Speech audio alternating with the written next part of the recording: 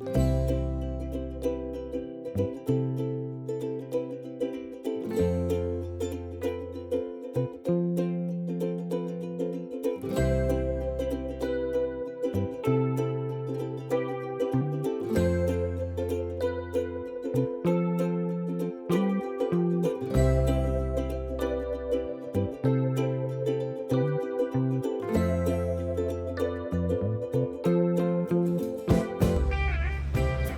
apartment kitchen.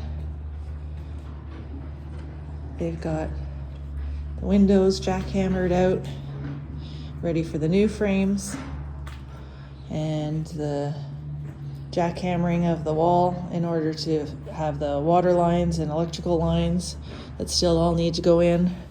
Jackhammer up to where the air conditioning unit will be. Into the living room, where they've got a big jackhammer here for the, I believe, for the electrical, and air conditioning will be up there.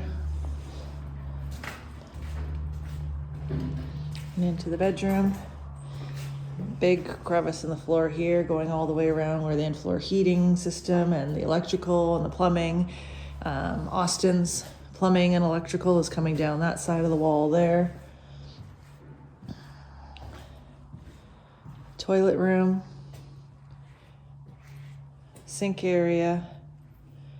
And the nice big shower with the wall that's half done. Going up the right side of the stairs to the second floor. The main roof is finished.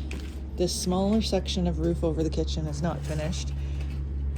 Probably due to the fact that we still haven't completed the kitchen design to know all the venting that needs. It's a beautiful morning on this side of the house, though. It's much, much warmer on this side than it was on the back side. So again, solid window, floor to ceiling here, into Emerson's room, doorway into the hall, come into the hall. I'm not sure what's going on here with this opening into Madison's room. She's short, but she's not that short, so I don't know what's going on there. That's new. It's got to be something to do with floor heating and conduits, I'm sure. If we come in this way into Austin's room, so we walk into Austin's room, beautiful ceiling in his room. I love the corner ceiling area. His two nooks for cabinetry, bookshelf in between the cabinetry. This beautiful view over Orcia. And into his bathroom, where he's got shower, sink, toilet.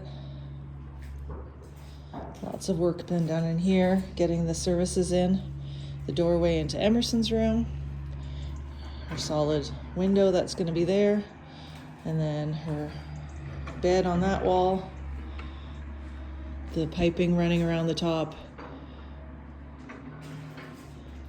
Air conditioning unit going to be up there. And into her bathroom, where we've got spray foam happening, so a lot of her services are almost roughed in. Shower along this wall, sink, or maybe toilets there. No, that might be sink and toilet there. I can't remember. So coming along,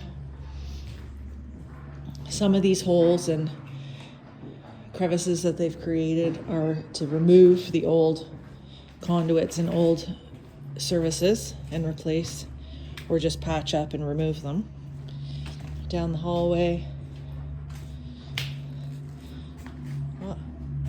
There's Patrick. He's off to the consortium to get some more tools and supplies that we need, and diesel for the van. This is Madison's room. So again, crazy high ceiling on this side here, and her beautiful Orcia view as well, and into her bathroom.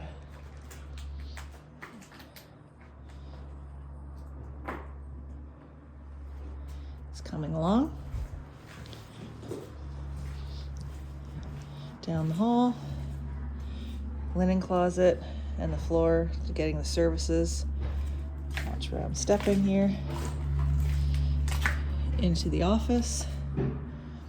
The great big nook for storage. Out the other staircase and into our bedroom. So not much more has been done in here. The wall dividing our closet area from the hallway, and got the old wood frames and doors, and they've got the big window at the end boarded up in order to protect anyone from falling out of it, because it was the only floor to ceiling window.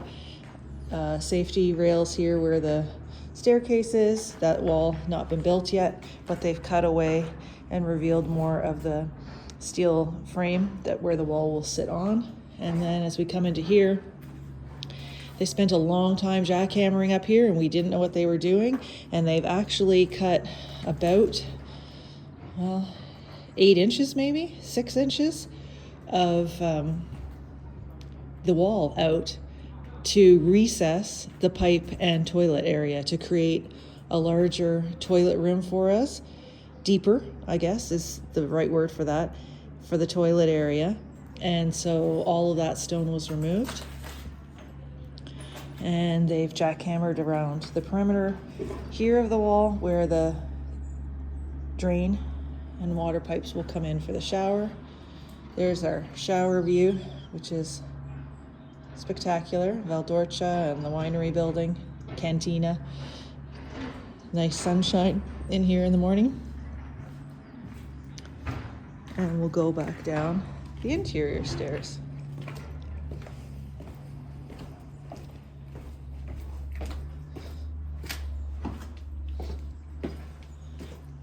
We're back downstairs and we could go out this door. So there's your tour of all the different things that have happened this week. Oh, this grape tree here is just a grapevine that's been trained up even higher to make a little canopy pergola type growth, I guess is what you would say. And it's actually, I think they're called strawberry grapes, and they're edible. They're table grapes, and they're pretty darn sweet. And they also have them growing up here over this trellis that we're gonna keep. So that's a cute little edible grape right out this doorstep, which is nice. So that's it for now. Now I gotta get to work. Ciao.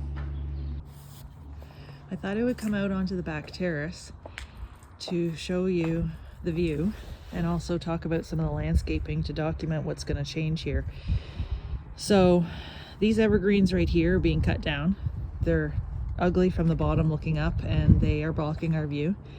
So this is one of the main reasons we bought this house. We look out onto Orcia, which is a UNESCO certified valley.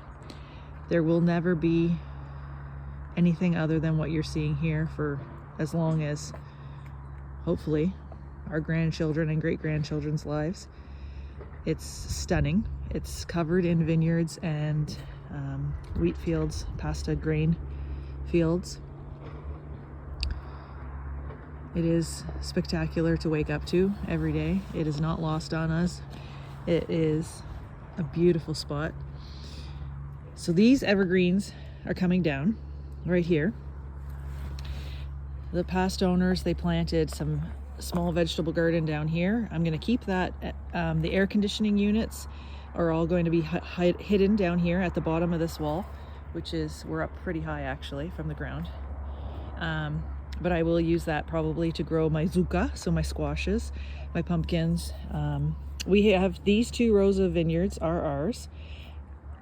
We discussed with the landscapers yesterday, we're going to take some more of these olive trees down. I think it's when I'm pointing that the blurriness is happening, so maybe I'll stop pointing so much. We're going to take several of these olive trees down, and we're going to put in 2 or 3 more rows of vineyard. The olive trees, most of them are suckers. You can see they're not single trunk, they're suckers. So we have a lot of olive trees.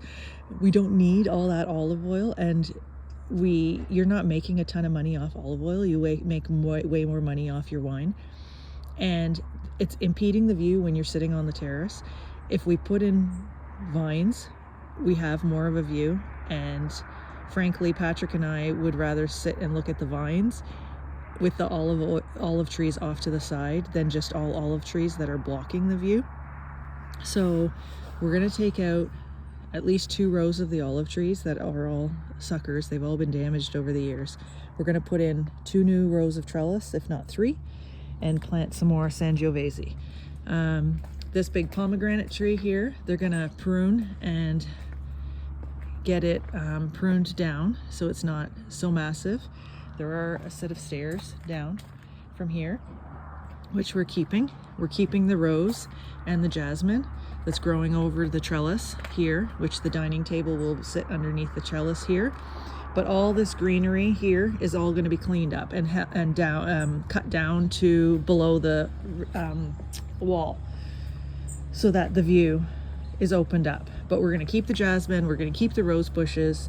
We're not ripping the bushes out, but we're going to severely prune them back to open up this view again.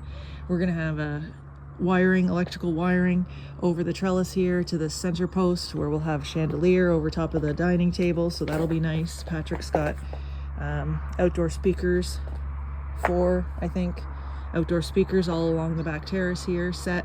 We're going to clean up the greenery all here so that the cypress is not, which is a magnificent cypress, it's absolutely gigantic, it's cleaned up and not having everything grow around it. The lavender on this side of the apartment is going to be pruned back. Oh, I just got attacked by the rose on my hat. Just a second. Oh, I lost my hat to the rose bush. Okay, we'll leave that for now. The lavender has not been pruned properly according to the landscaper, so he's going to hack it back, clean it up. Eventually there'll be like a little patio here, a small little private patio off to the side of this side of the house, which will be nice and cool during the crazy hot summer. And the huge olive tree that's probably 300 years old, they think, which is right there. They're gonna carefully prune that and then clean up all the gardens. So that's what's happening back here, but now I need to go rescue my hat.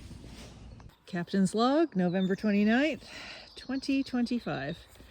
And that is the end of the workday because our backs are hurting and we're exhausted and I'm panting and we worked hard. 2 rows complete. So we have, look at, there's my farmer Patrick. We have gone around every vine that is not dead, and we've pulled back the weeds and revealed the trunks. We've found the orange tags where we've found potential for trunk training to rejuvenate the vines, but also if there's multiple orange tags on the same vine, then we've actually found signs of canes that they've been trunk training previously that will hopefully, like this one right here, that will hopefully give us a new trunk. So we've got 2 rows done. We were getting a handheld tiller on Monday to go between the vines in the grass section that's been left behind and in front of the vines on either side, and then the tractor will go down the main alleyway of each row tilling that. So we also cleaned up, did a pre-prune is what I'd like to call it, up to the first tuck wire. So the tuck wires are these wires here. This is called the fruiting wire, where the fruit and the cordons lay. And then you've got your tuck wire 1, tuck wire 2, tuck wire 3. And so we've cut to the first tuck wire as a pre-prune just to help speed things up and also make it easy for us to recognize where we've completed and where we have not. And then on vines such as this one here, it is maybe a 3-year-old vine, and these 2 canes are going to be laid down and wrapped around the fruiting wire and secured to the fruiting wire, and those will become our new cordons that we hopefully will have growing and get some fruit off of. It's a little cramped here. This cordon here has to be cut back actually. But yeah, so all day work, almost all day. The dogs were out for most part till we got too far down the aisle and they didn't like it. So they went back to the van. And the sun is getting pretty low, but you can see that we've got pretty sweet views in all kinds of little spots around here. So we're calling it quits for the day. I'm gonna go have some vino and some water first, and probably maybe an Advil. Bye.